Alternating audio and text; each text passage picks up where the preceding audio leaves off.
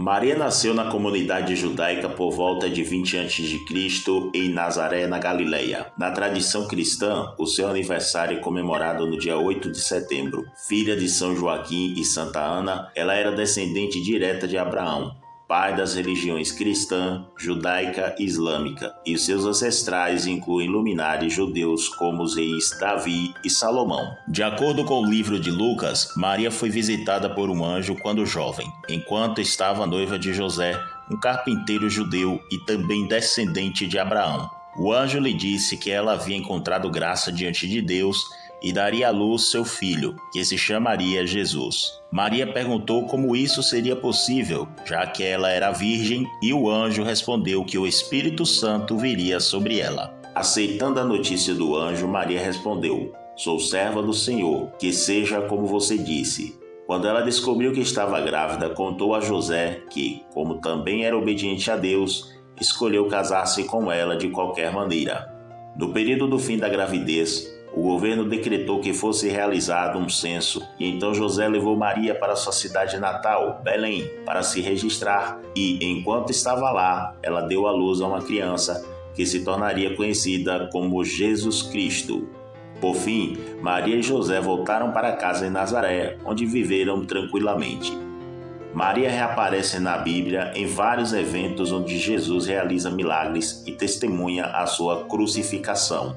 Ela também foi encontrada orando entre os apóstolos após a ressurreição de Jesus e ascensão ao céu. A obediência de Maria a Deus, bem como o nascimento virginal, levaram-na a ser venerada em todo o mundo. A tradição islâmica vê Maria como uma mulher santa e mãe do profeta Jesus, embora não veja Jesus ou Maria como divinos. O Alcorão dedica um capítulo à história de Maria e ao nascimento virginal de Jesus. Na fé hindu, Maria às vezes é adorada entre muitos outros deuses e deusas, e geralmente mantém as características da fé cristã. Muitos cristãos, especialmente de origem presbiteriana, acreditam que Maria foi abençoada por ter sido escolhida como vaso para a obra de Deus, mas por outro lado a veem como um ser humano normal, e passou a vida convencional após o nascimento de Jesus, incluindo tornar-se a mãe dos irmãos de Cristo. Para os católicos romanos e muitos anglicanos, Maria assume um significado maior. Acredita-se que ela tenha virgindade perpétua, o que significa que ela era virgem antes do nascimento de Cristo, que ela manteve a virgindade apesar do parto e que continuou virgem pelo resto da vida. Maria também é considerada a mãe de Deus, ou seja, a mãe de um ser divino, não apenas a mãe de uma encarnação humana de Deus, e por isso às vezes é vista como a mãe do céu. Pensa-se que ela ascendeu ao céu no final da sua vida, em vez de morrer, um evento celebrado no Ocidente a 15 de agosto e a 28 de agosto na Ortodoxia Oriental.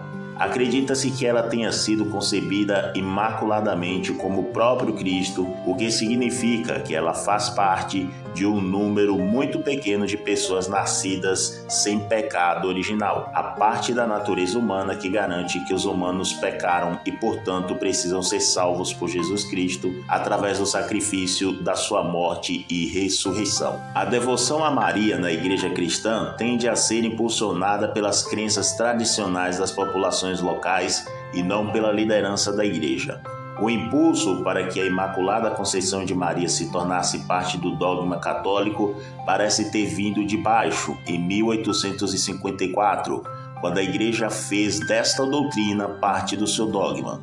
O Papa Pio IX escreveu aos bispos, que por sua vez escreveram aos padres, que pediram suas congregações antes de se concordar que este era o consenso geral.